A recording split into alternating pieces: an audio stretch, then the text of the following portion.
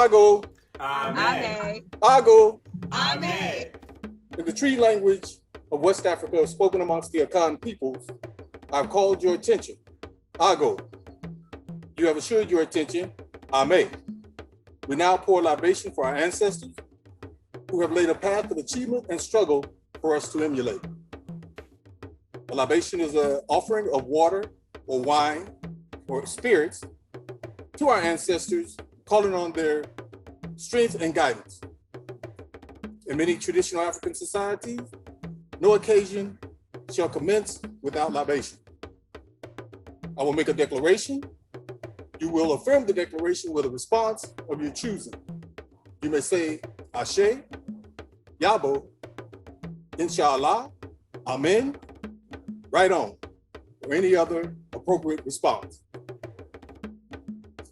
Let us begin. We will not bow down to injustice. Yeah. We will not bow down to racism. Yes, We will not bow down to exploitation. J-Bo. We will rise.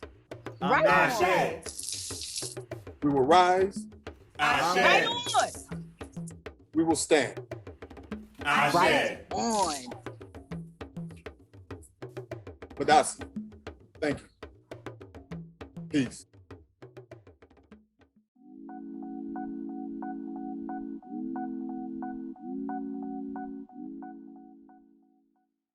Good evening. My name is J.R. DeShazo, and I'm the Dean of the Lyndon B. Johnson School of Public Affairs at the University of Texas at Austin.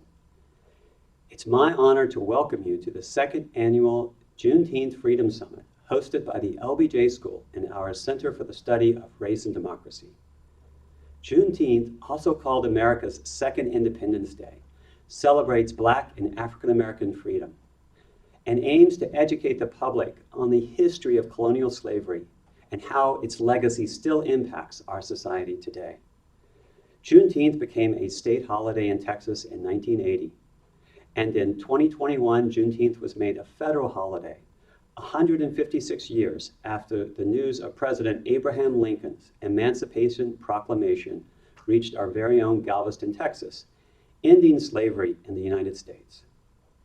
I hope on this occasion of celebration, we will also have the opportunity to talk about the design and implementation of public policies that further address the legacy of slavery and the challenges it represents to freedom, justice, and opportunity for all in our community.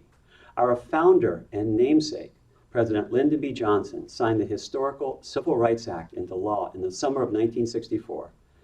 The following year, in his inaugural address to Congress, LBJ wasted no time in making the pursuit of justice a moral issue for our nation. The speech, originally titled The American Promise, is more commonly known as the We Shall Overcome speech now. In it, President Johnson challenged each of us when he said, "It is all of us who must overcome the crippling legacy and bigotry of injustice, and we shall overcome." I want to thank each of you for your participation and support of this Juneteenth celebration by the LBJ School. Thank you.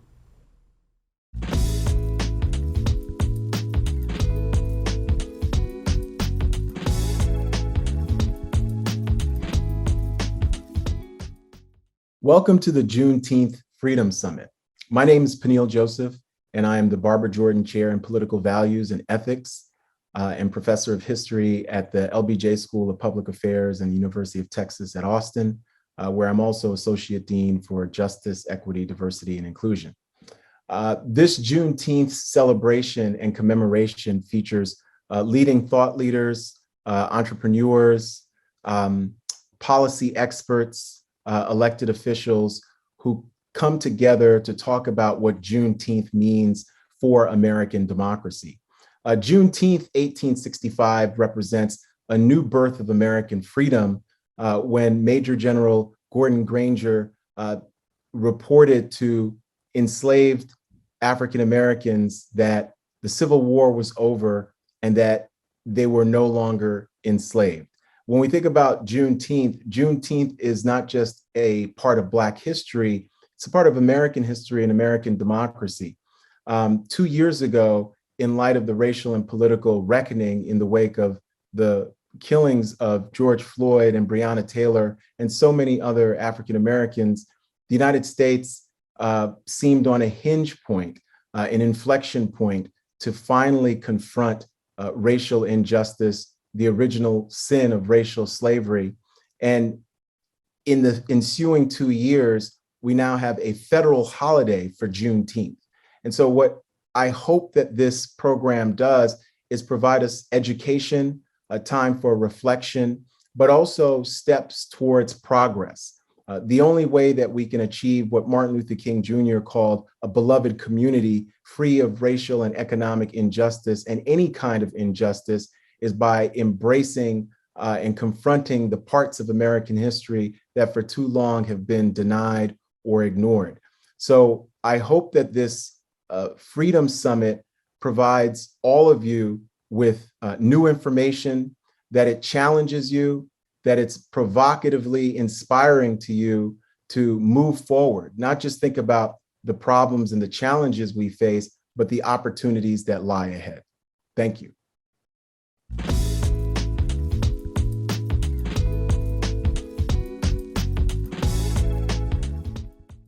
Hi, I am Sharon B. Lewis, City Council District 1, Galveston, Texas.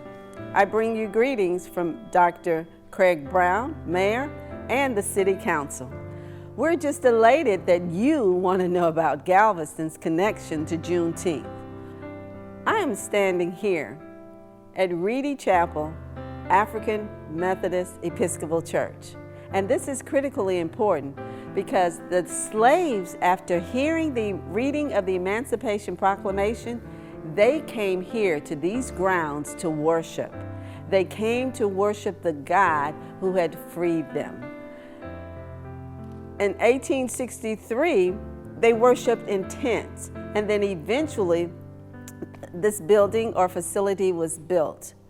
And not only is this place critical for the freed slaves, eventually when the building was built in 1867, it was the political activist Norris Wright Cuney from Galveston Island who laid the brick for the foundation in 1867. He was one who fought for equal pay. He later became city council. So Galveston has a true connection to Juneteenth, and not only that, but Afro-American history. We invite you to come to see for yourself, to hear, to read, to research, to learn. Galveston, where it all began, it is the birthplace of Juneteenth. Thank you.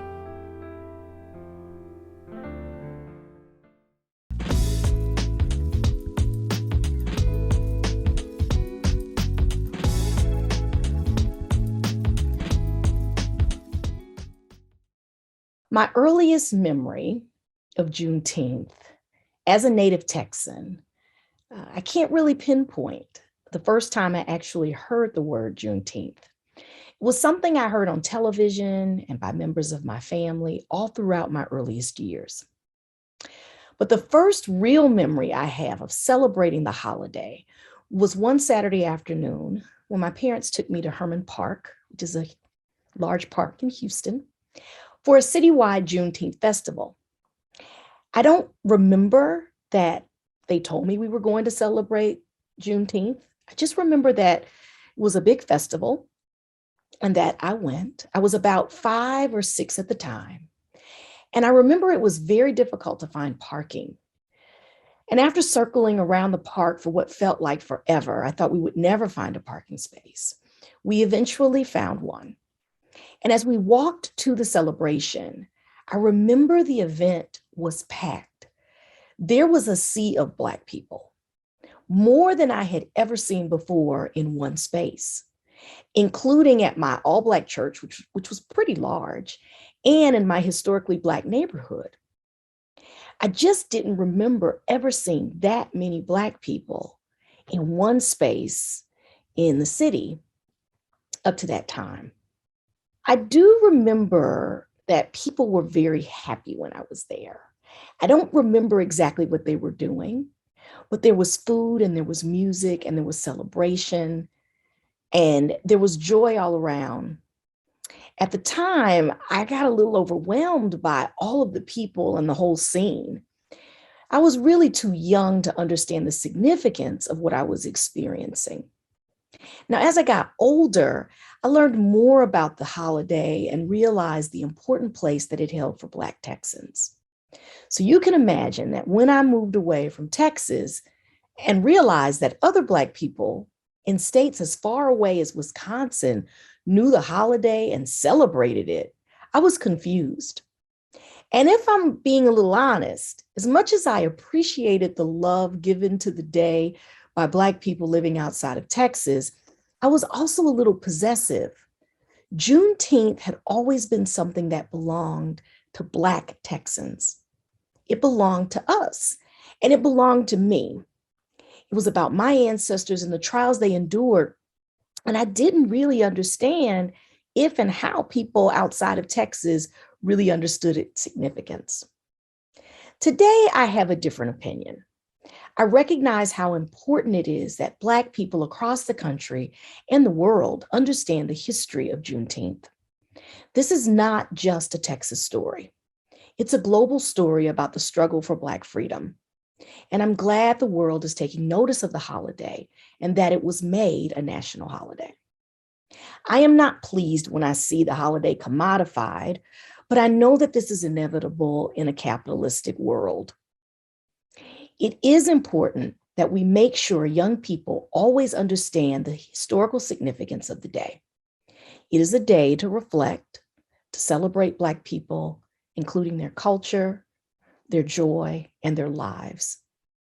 It is also a time to connect with family, friends, and community. But most importantly, it is a time to remember the struggle and the role each of us continues to play in building a more loving and just world.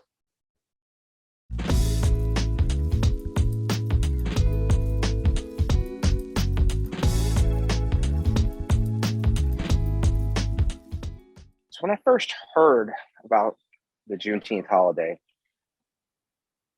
I'm not gonna lie, I was pretty surprised. I was surprised and confused. The reason being, we're having a celebration of an event that took place where people were not made aware of their rights, were not made aware of their freedom until almost 3 years after the fact. And to me, that just representing another dark cloud regarding our country's history when it comes to race, when it comes to African American people, when it's come to a struggle to make sure that we reflect the values that we hold dear and that we want to live to as Americans. But as I got older, and the more I thought about this holiday, I thought to realize why it's a choice of celebration. As a people, what we've had to go through on a variety of different levels to struggle to get to that aspect of freedom is not only something that of substance, something that's significant, but something that's been impactful, not for those generations who are initially freed in this country, but for future generations, the reverberations carries on. We understand that the fight for democracy, the fight for freedom, the fight for equal rights isn't something that has just been given and handed as Americans. I mean, we weren't even seen as Americans, initially when this country's history happened. But the fight to make sure that we are seen, heard, acknowledged, and appreciated has been something that I've been proud to see us as a people strive to, work to, and help bring to fruition. Now, that doesn't mean that everything's been perfect. That doesn't mean that everything's perfect now. But it does mean that you have to be proud that we as a people have never given up, even in the darkest hours, even at a time when we thought there was no hope as to what we can do and hope we can accomplish. We still persevered. And so now, when we're talking about the Juneteenth holiday, when we're talking about what that means to not people just here in Texas, but throughout our country, That is all inspiring. It is humbling. It is something that we should with joy and appreciate. It's been different these last several years, you know, with the murder of George Floyd, with what's happened with our economy, with the closing of 40% of Black-owned businesses, with the disproportionate effect that COVID-19 has had on people of color. It's been a struggle. It's been exhausting in a lot of ways. But at the same time, you see what's happening on the other side. You see that we're coming out of it, and we're coming out of it stronger. And Juneteenth, that holiday celebrates and acknowledges our strength to persevere even during the darkest times, our strength to acknowledge and have faith in a higher being, in one another, when even we thought, is that really the case? Our strength to pass on and set an example for other generations behind us about what it means to not just be a Black man or a Black woman or a Black person, but to be not just a Black American, but an American, and set the example for what we want future generations to go by. In my career as an attorney, I'm used to always being one of the few in the room. Those of you who are people of color, you know that all too well. People that look like us aren't usually represented in these spaces. And I've also understood and appreciated the excitement, the effort, the ability to make true systemic change by being that person in the room to help bring others there. I may be the only one there now, but I will create a pipeline, create opportunities for others to make sure that I am not the lost. To making sure that, hey, the things that I've gone through, the next generation won't have to. And the reason I'm able to do that is because of my forefathers, because of the people who set that example in front of me, who set that pathway for that. I've been blessed by my mentors, by those peers who have set the example for me to follow. And when I look back and I see those who suffered and toiled in the evils of slavery, who persevered and overcame, who celebrated their freedom on that day, I see how they set the pathway for me. And if not for them, not for their actions, for not their beliefs, I wouldn't be where I am today. As the executive director for the Texas Black Caucus Foundation, it's imperative for me to be able to tell that story, to have that understanding to not just Black people, not just people of color, but to every American as to the importance of Juneteenth, as to why it's essential and it is just as important a holiday as any other ones that we do in celebration of our country's history. It started from a dark viewpoint, a dark vantage point, from the ebbs and flows of evil that have gone on in the toils of our history. But what it's created and what it can be is a beacon of light, a beacon of hope, a place where people come together to celebrate our differences, cast aspersions. When I think of Juneteenth, I think about the future of this country and why its celebration, why its importance, not just in the public sector, but in the private sector as well, speaks volumes and lights a pathway for people to move forward in this country. I think of Juneteenth, I think it's America. And that's what makes me proud.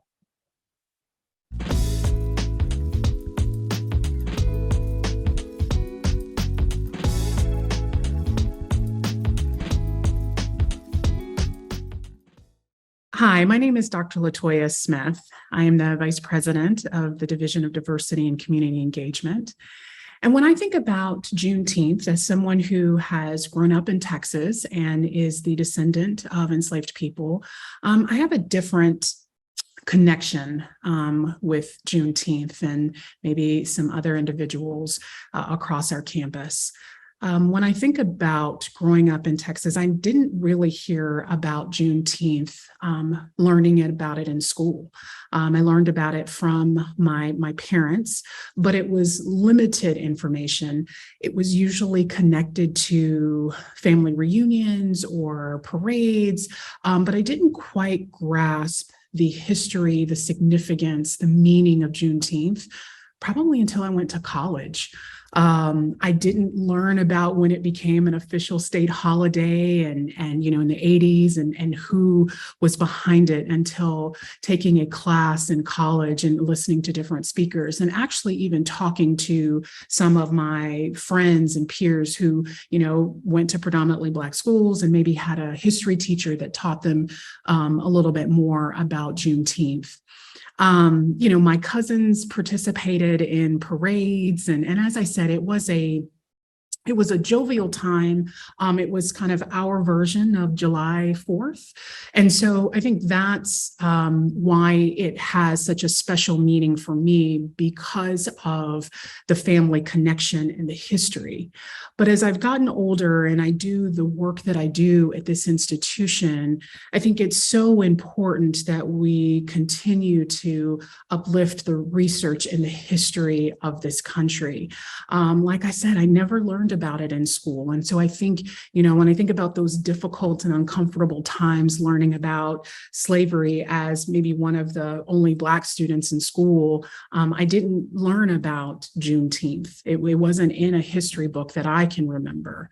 And so I think it forces us as now a federal holiday to talk about it, talk about our history, talk about our history from the perspective of descendants of enslaved people. But I think it also forces us to recognize and make awareness of the delayed justice and freedom for Black people in this country historically, but even today. And thinking about that there's often a difference between the laws and the lived experiences in this country, especially for Black people. And I think making it a federal holiday is a step in the right direction. I just want to make sure that it doesn't become commercialized. I think it's important to recognize Juneteenth and not only recognize it, and it's great that we have reunions, but it's also a day of reflection. It's also not just about parades, but participation and being present, being an advocate, thinking about what you can do to be, I'd say, civically engaged in your community.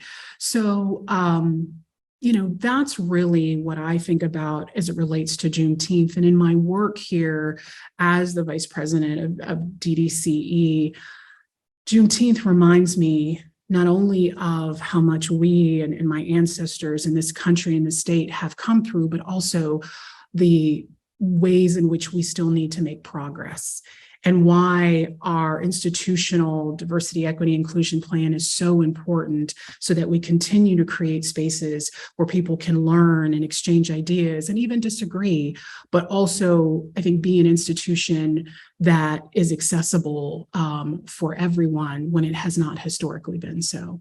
So with that, thank you for this time and this platform to talk about the meaning for Juneteenth for me and my connection to Juneteenth.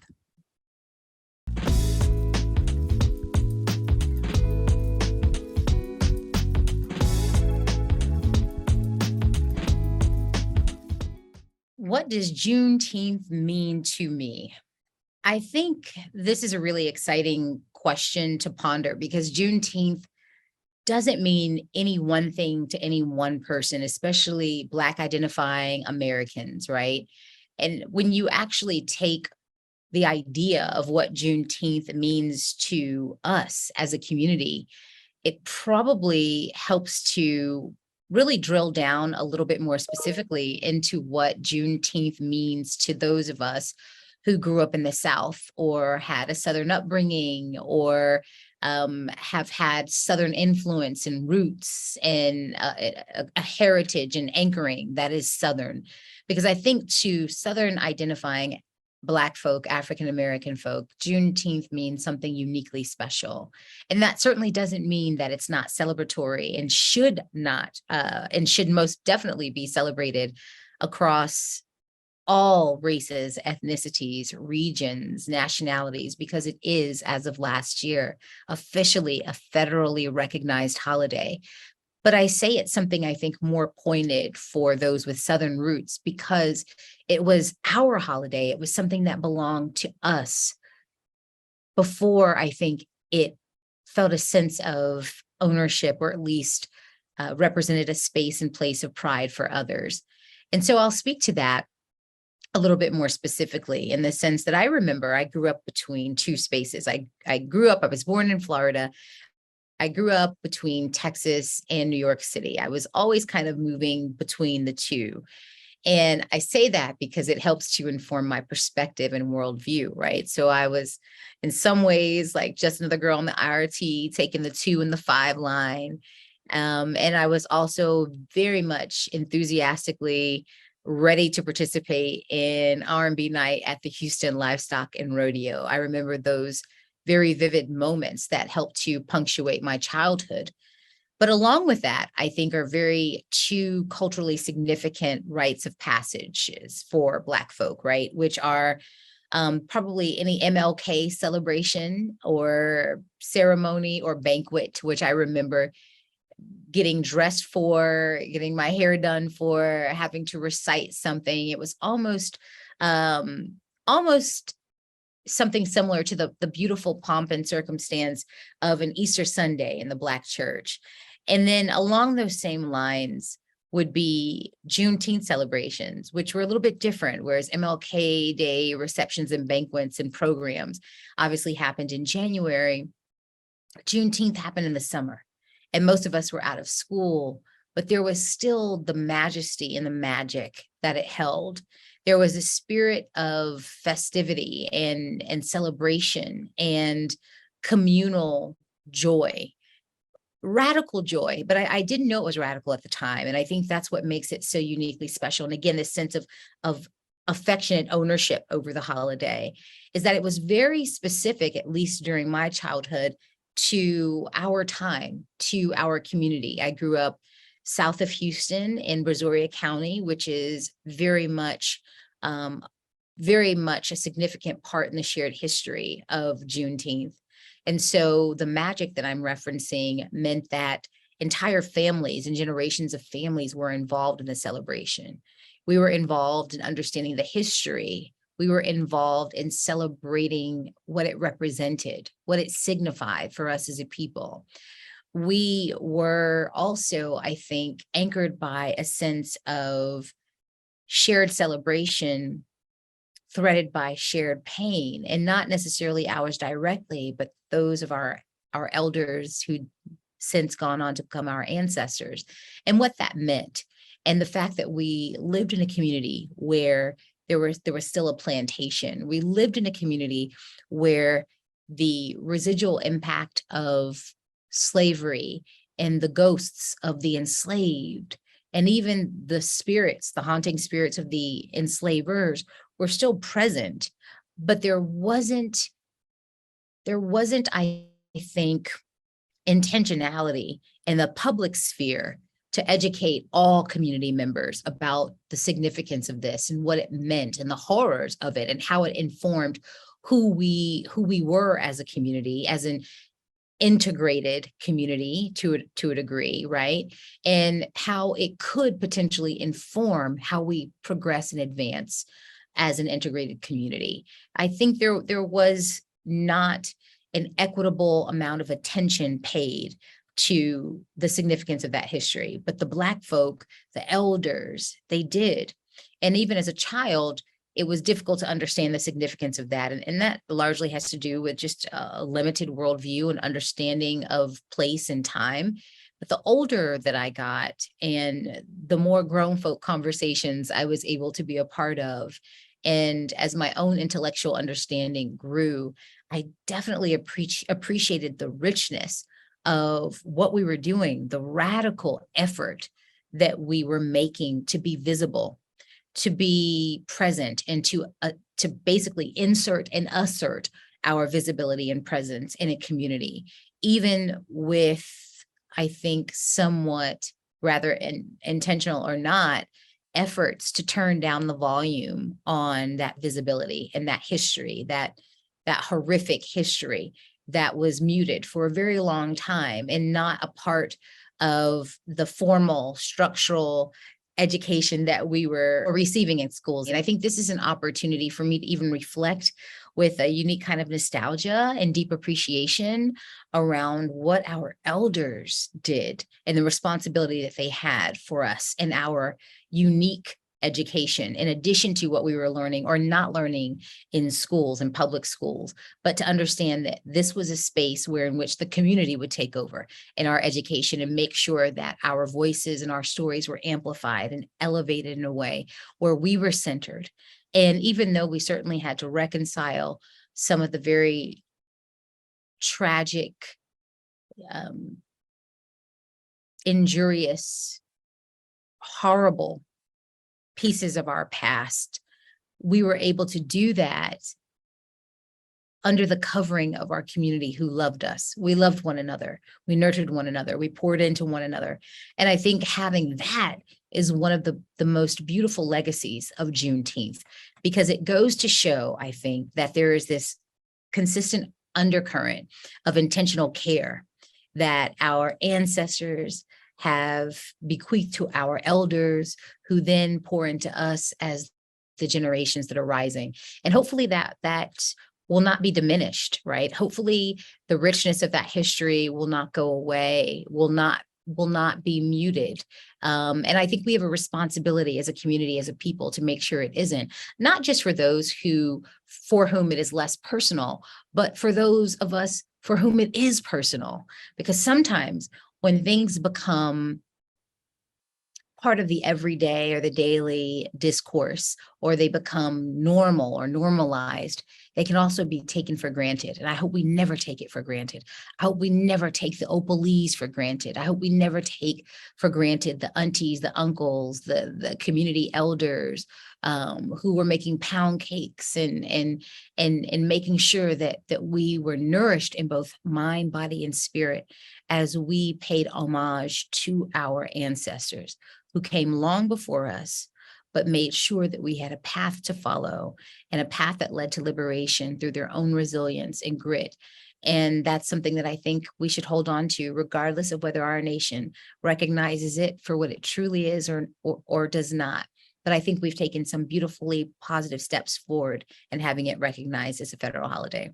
So that's what Juneteenth means to me as part of the larger us.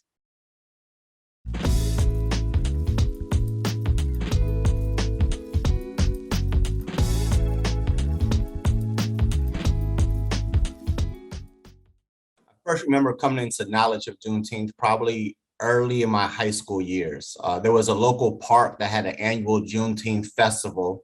Wasn't widely known, it wasn't widely attended, there wasn't a lot of bells and whistles that went into it. It was just kind of community members coming around to cook out, to play games, to eat, to drink, to laugh. But I don't remember too much narrative or discussion around why this was happening. It just felt like a place of respite for community members, for fans, from families to kind of get away from the hardships of life. Time to spend with family, time to spend with friends, time to spend with community members, to celebrate each other, to celebrate our resiliency, to celebrate the dynamic nature of who we are. But it wasn't until later in my high school years that I pushed to have a Black history course taught at my school. I came up short, but they did approve a independent study course for me that Mr. Connors kind of taught or guided me in that work. So it wasn't a course for everybody, but it was something for me. Celebrate that as a win, I don't know, but I did have that experience. And it was in that independent study course that I became much more aware of the elements of my history and my background, those elements that weren't readily taught within the school system. And one of those elements happened to be Juneteenth. And it was here in my independent study course that I became more aware of the elements and the aspects that surrounded Juneteenth and what had transpired, what had really transpired. And I only continued this as I selected African American Studies as my minor when I got to college. But part of what I ended up having to dealing with was moving from a place where Juneteenth was a pure celebration of a joyous remembrance of freedom to grappling with acknowledging this 2-year gap between 1863 and the Emancipation Proclamation, where enslaved individuals were free throughout the country, to 1865, where freedom is happening here in Texas. And I end up sitting there thinking, do I focus on the freedom and keep it very celebratory, or do you give space to that 2-year period where a nation attests to the end of slavery, but individuals in the country continue to live in a different reality? This is what Juneteenth kind of brings up for me. It brings up this contradiction within a nation divided, where you want to celebrate the progress being made, but you can't fail to acknowledge that we have a long way to go. Because what we end up celebrating is something that should have came about a lot sooner. Now, I could look at the health in this country. It brings up a similar feeling for me. Living in a wealthy nation that has the technology, that has the resources, that has the education to create a healthy lifestyle and quality of life for everyone, but also knowing that there's these social and structural and political determinants of health and these policies that prevent this from happening. A country that espouses that there's a freedom for anybody to grow up and become a healthcare provider of all types, but seeing the underrepresentation of Black people and people of color as medical doctors and other healthcare professionals. Does Juneteenth become a point of celebration, or is it a point of reflection of what we need to continue to work towards and do to make sure there's not a continued delay in what we eventually celebrate? So does Juneteenth become a point of celebration for finally being freed from a system that has destroyed families and communities and individuals? Or does Juneteenth serve as a time of reflection to understand the ways in which we're still grappling despite the 157 years since Juneteenth took place? Maybe it's a combination of both. I don't really have the answer. And even as I sit here now, it's still a bit of grappling. What do we do with this? Maybe as we celebrate what transpired and the freedom that came, we also create space to grapple with the eerie similarities that still exist and challenge ourselves, commit ourselves, challenge the systems and structures that we operate in to create the change that we should have seen already. So no matter which way you take the holiday this year or next year or the years to come, I would encourage you maybe to create space for both points of celebration and points of intentional reflection. So while you're sitting around and you're cooking and you're having great time and joyous time, maybe there are some conversations about what can happen, what should happen, and how we can make that happen. So enjoy Juneteenth, congratulations, and we also have work to do. Peace.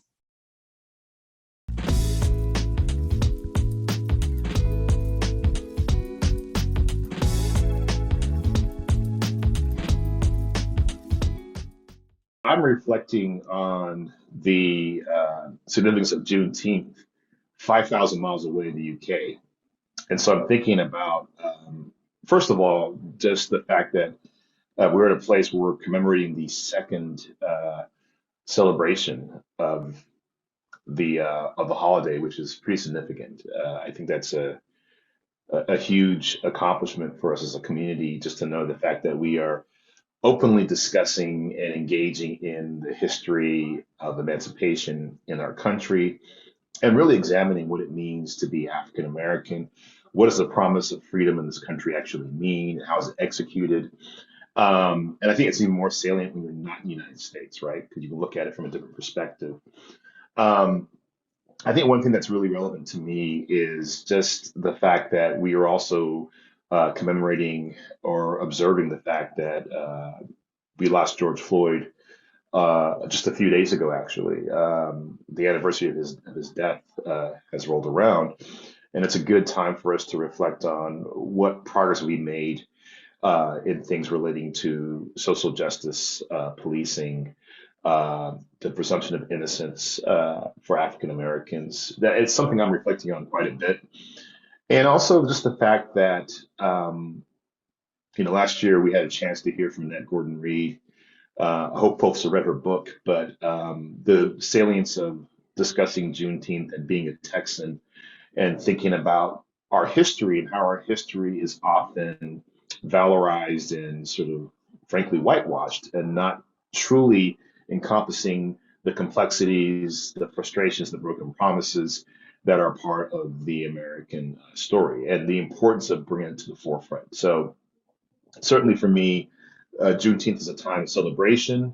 It's also a time of reflection, intense reflection, and recognizing the scholarship of folks in our own campus, like Dinah Berry and Peniel Joseph, of course, and certainly the work of folks like Annette Gordon-Reed, who have examined our history and are bringing to light some uncomfortable truths, but truths nonetheless that need to be discussed and dialogued about. So in my opinion, this is an opportunity for all of us in the American sort of community to think about what does it mean to be a nation that espouses ideals of justice, liberty, and freedom, and how does that actually look in execution for different communities. And we're highlighting what's happened with the African American community at emancipation, but also a time to think about how other communities in this country have or have not have reached that goal of freedom, justice, equality. So I think I was reflecting today about the fact that, when we start seeing Juneteenth mattress sales and we start seeing Juneteenth, blowout bargains at the car lot. And I worry about that because this is really, in my opinion, a more somber reflection because it talks a lot about just the importance of embracing our historical narrative and understanding today's jubilation, but it's also a day of reflection and an opportunity for us to reflect on why did it take 1,000 days between the Emancipation Proclamation and the word to get to Galveston about emancipation. And what does emancipation look like? And we're in a moment where we're reflecting on historical sort of shortcomings, Wilmington riots, the Tulsa riots, and more recently what's happened in Buffalo and sadly Uvalde, right? These sort of expressions that are contradictory to the ideals of freedom and equality. So right now it's a really interesting time to reflect on it because my heart is heavy thinking about those tragedies that have impacted Black communities and more broadly communities of color. Because the work is not done. And anybody who thinks that we should be sitting here and just sort of just celebrating and not thinking about the fact there's so much work to be done, I think is missing a key component of what it means to reflect on Juneteenth and what it means.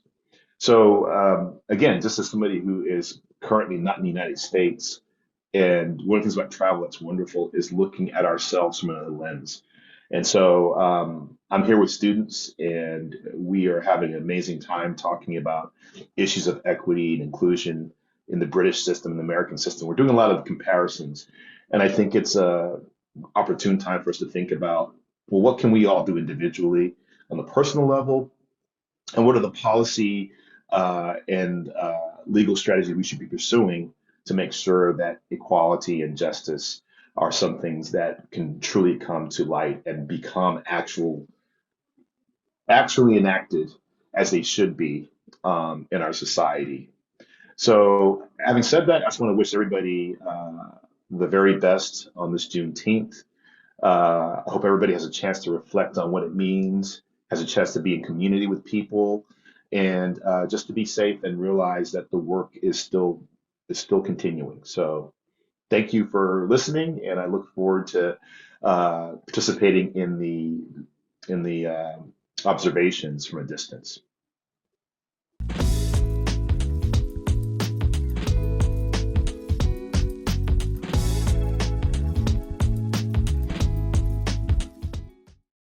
It's my pleasure to introduce my friend and compatriot, Brett Hurt, who is the CEO of Data.World.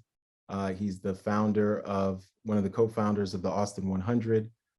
He's a serial entrepreneur and the author of The Entrepreneur's Essentials, which has a chapter devoted to diversity in the workplace, and something that we're going to talk about.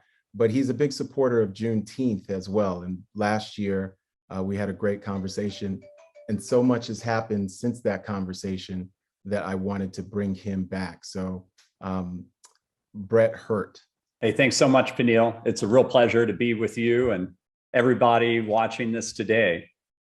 Now, you know, I want to start with this idea of the elephant in the room in terms of, you know, since the year we've gotten together, people talk about wokeness, and you know, that word woke has gone from being something very, very positive to almost being something very oppressive and repressive. And as somebody who's an entrepreneur and somebody who believes in capitalism, but also believes in equity, I definitely want to give you an opportunity before we really dive into our conversation. What does that term woke mean to you? And why are you so interested in equity and justice and diversity and inclusion in the workplace? Well, it's funny, I wrote this article about capitalism, and TechCrunch decided to run it.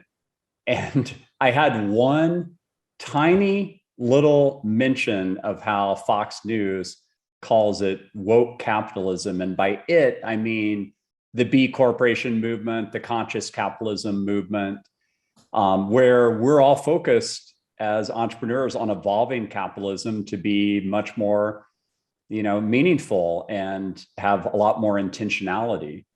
And it's funny because TechCrunch picked that up, I think, for the clickbaitiness aspect of that title.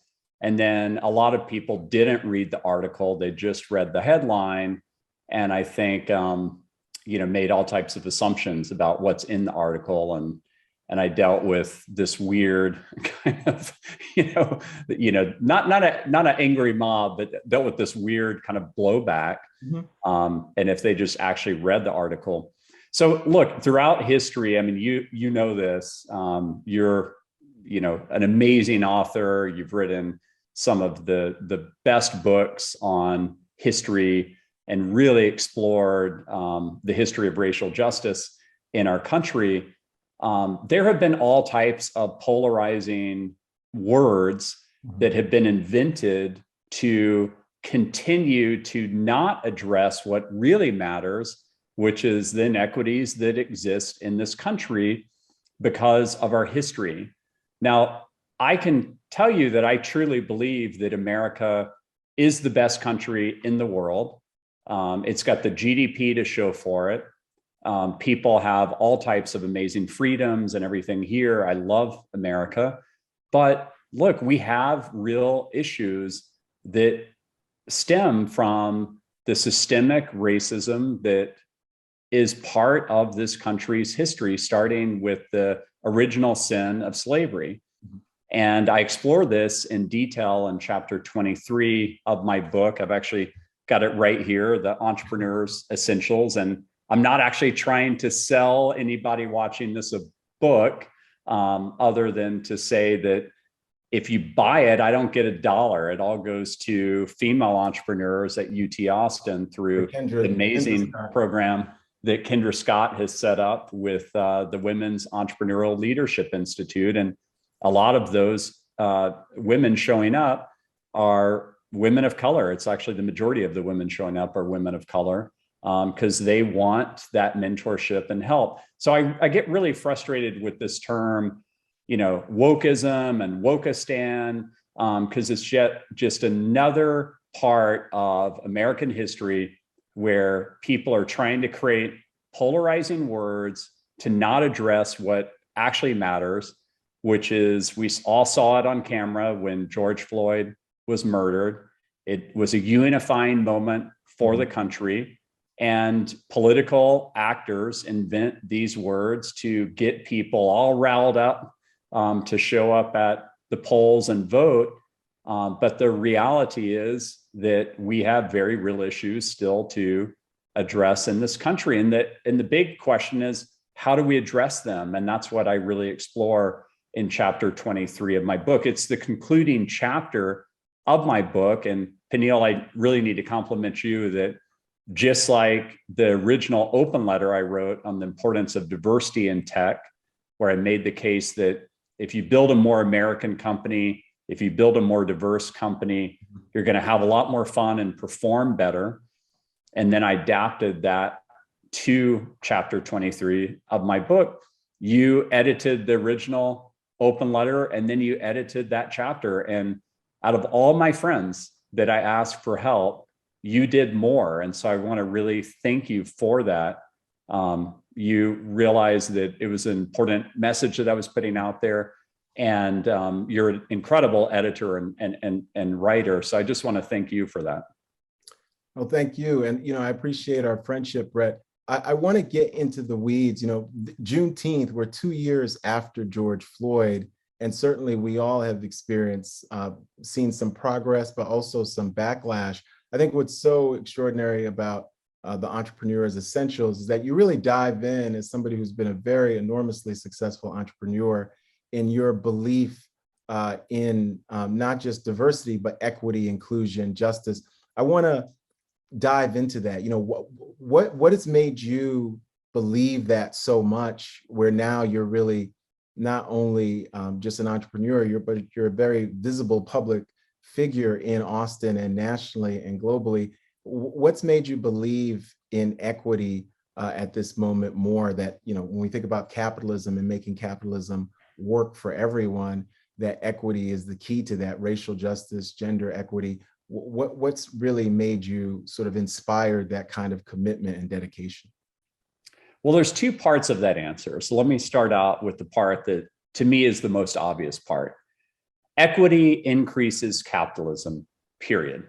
Mm-hmm. If there are more people that have equity in this country, starting with women getting the right to vote almost 100 years ago, a little bit over 100 years ago, and that was just white women.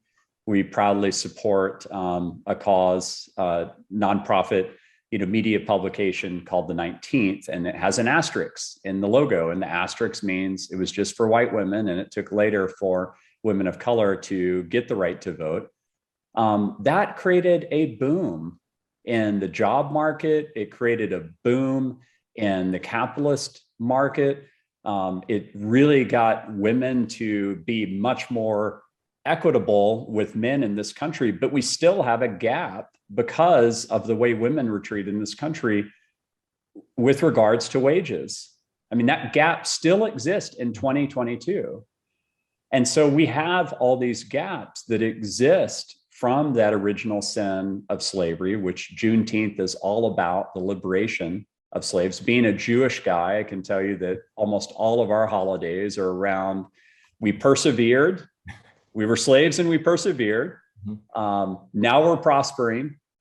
Let's eat. That kind of describes every Jewish holiday almost in three simple frames. There's real convergence between aspects of Jewish history and Black history, as you absolutely.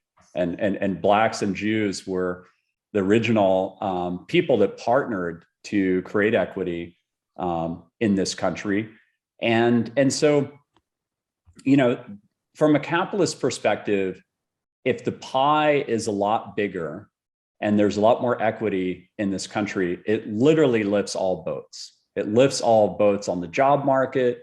It lifts all boats in terms of people that can buy your products. I mean, there's tons and tons of studies done on this front. So just as a capitalist, it's easy to believe in because I believe in human beings. Regardless of skin color or gender or anything else, like I am a pro-human capitalist. The second thing is that, you asked me why, and the second part of that is I'm educated on it. I mean, it's a weird time. It's a time now after George Floyd, where people are debating what our kids should be taught or not taught in schools. I see it happening in my own school district here. I live in the wealthiest zip code in Austin.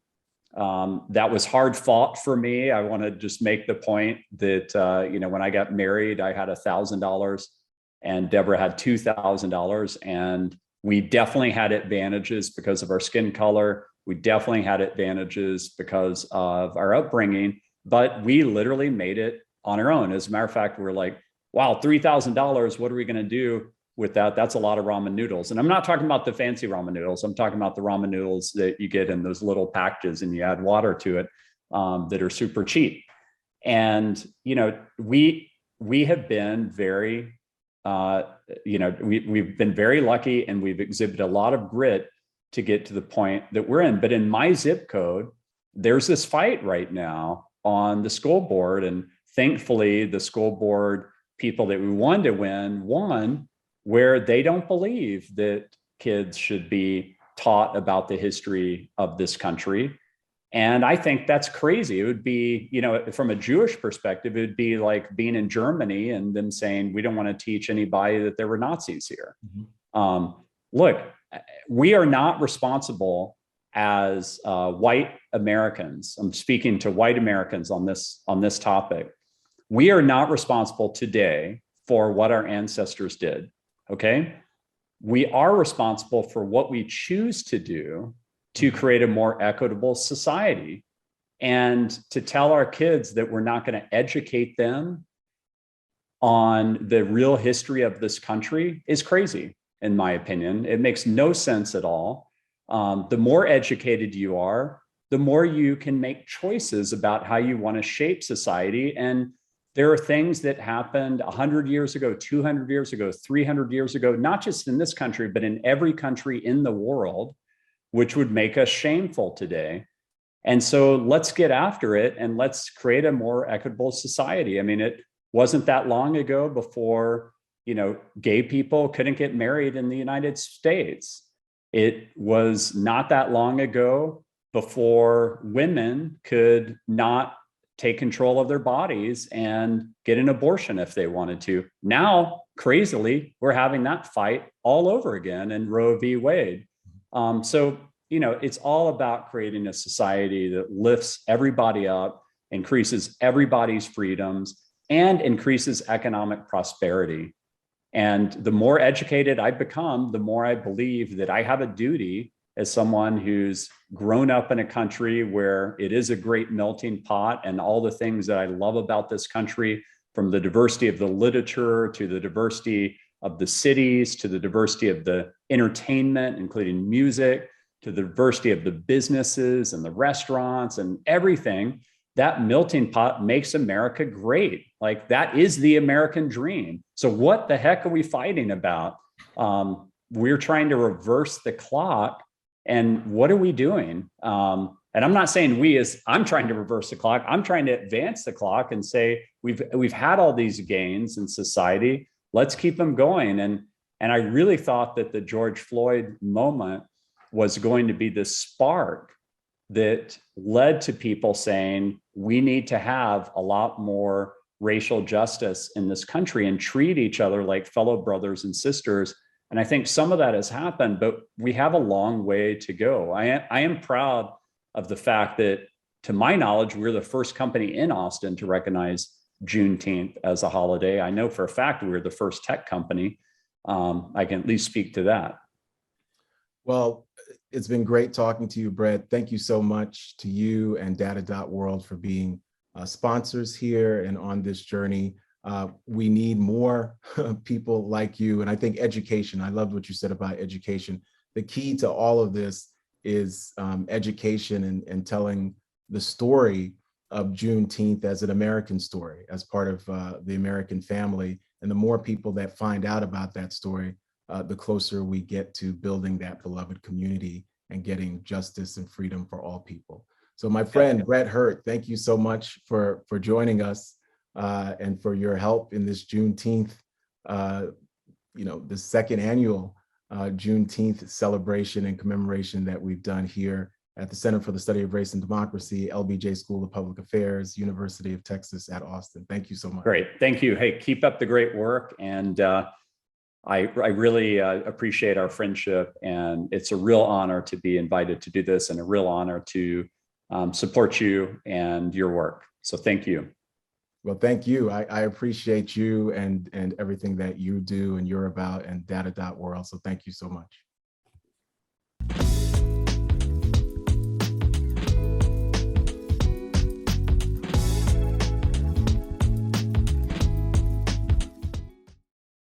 My name is Yaki Smith, and I am the Associate Dean of Diversity, Equity, and Inclusion in the Moody College of Communication, as well as an Associate Professor of Film in the Radio, Television, and Film Department. On June 19th, 1865, freedom for the enslaved came to Texas. General Gordon Granger, accompanied by almost 4,000 troops, arrived to the port of Galveston, which at that time, because of the slave trade and the amount of wealth in the form of human cargo and labor, was the wealthiest city in Texas and was also the capital of the Republic of Texas. Now, when Granger and his troops arrived, many of whom were Black, by the way, they came to enforce a freedom that the inhabitants of Texas already knew about. Now, the history books we read in school tell us that they came to spread the news of freedom, but that's not accurate because the news was already here. It was widespread. It was whispered about on plantations. It was talked about in social clubs. It was known widely across the state, a state whose stance was not only to keep their slaves, who were the economic engine of the region, but also to invite those from other states who wanted to keep their enslaved in bondage. They allowed those individuals to move their slaves to Texas. Now, the historical record, and again, not the one that we learn in history books in school, shows us that Texas so supported slavery that it instigated and won the Texas Revolution, which allowed it to succeed from Mexico and continue the forced bondage of Black people. Chattel slavery, the stealing of a people, forced passage of a people, forced labor and physical exploitation of a people, physical brutality of a people, torture, rape, forced separation, murder, and death of a people. This trauma should be America's biggest shame. However, you can't be ashamed of the thing that you refuse to acknowledge. Now, I ask you to go with me for a second and imagine this scene, because it's only if you can imagine this that you can understand the significance of Juneteenth, right? Only if you can feel the whip, if you can mentally experience the thorn prickled hands, if you can allow yourself to taste the blood, to hear the cries of mothers torn from babies, fathers moaning in anguish as they were sold off, knowing that they'd never see their families again. Only if you can feel, hear, taste, smell, and touch this trauma can you understand, again, the significance of Juneteenth. That on this day, although the path to absolute freedom will still have to and still is being journeyed towards, those who had suffered under the fate of slavery would now have ownership over their own bodies and would finally have the freedom that they so desired. Now, for as long as I can remember, we celebrated Juneteenth. We celebrated just like we celebrated the 4th of July. And actually, we celebrated more on Juneteenth than we did on the 4th of July. We had barbecues, parades, there was singing, there was dancing. We celebrated with tears, with laughter, joy, sometimes even sadness as we remembered what our ancestors had endured. We honored them because we knew that if they hadn't survived, hadn't harnessed their God-given power to overcome, that we would have never walked into the promised land of freedom. As we celebrated, we could feel them with us, speaking to us, rejoicing alongside us, moving through us at the cookouts as we stanky-legged, wobbled, Cupid shuffle, did the cha-cha slide, twerk, jerk, doogie. We harnessed the electrical current of liberation in our church services as we shouted, as we spoke in tongues, as we fell out in the spirit, and as Baby Suggs Holy and Toni Morrison's Beloved urge us to do, we loved our flesh and our heart because we knew that loving those parts, finally being able to love those parts the way we saw fit, that was the true prize of freedom. That's what June 19th, 1865, Jubilee Day, Emancipation Day, Freedom Day, Black Liberation Day, Juneteenth. That's what it's all about. It's a day to commemorate liberation, freedom, and new beginnings for all those who suffered through the trauma of slavery. It's a day to remember and a day to continue strategizing what true liberation looks like. Now, to that end, I now invite you to view the trailer for my latest film, Juneteenth, Faith and Freedom, which is now streaming at juneteenth.experiencevoices.com. Again, that's juneteenth.experiencevoices.com. And this film details slavery and emancipation in Texas, and it offers new insight into the now federally recognized holiday. We interviewed descendants of those emancipated on Juneteenth, some who still live on the island of Galveston. We talk to historians, genealogists. We visit former slave plantations. We visit the site of the first Juneteenth celebration. We visit the site where the emancipated traveled to after learning the news that they had been emancipated. We visit Freemanstown in Houston, where many of the former enslaved moved to after emancipation. And we talked to 2022 Nobel Peace Prize nominee, the grandmother of Juneteenth, Miss Opal Lee. Now, this film is a tribute to the formerly enslaved. It's a call to action for everyone who believes in true freedom. And it's a historical document that will hopefully be showed far and wide for years to come. I now invite you to watch the trailer and then head over and watch the film. Happy Juneteenth Day. The paper said on the 19th of June, 500 people gathered.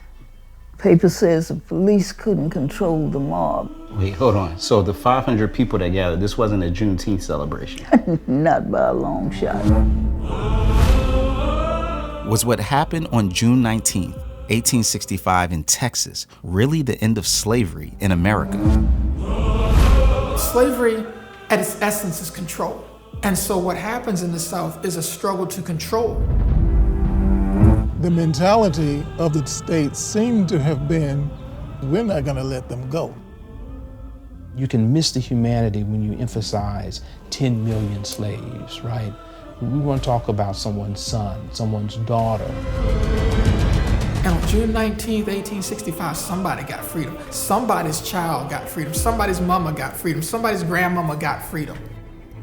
And when that happened, that's like an Exodus experience all over again. You can just imagine. You find out you're free, there's a party on every corner, of course. But then there was the reality. What next? What does Juneteenth reveal about the nature of the struggle for freedom? How did a Bible that was used to justify slavery become an inspiration for liberation? I say, hey, we should care about the poor. Yes, amen. Hey, we should care about the marginalized. Yes, amen. Hey, we should care about injustice for Black people. Whoa, brother. You're going too far. And it crushed me. This is not just a story for Texans or for those like me seeking to connect with their roots. Juneteenth is the story of faith's power to overcome suffering, good to overcome evil, and how a people's fight for freedom was delayed but could not be denied.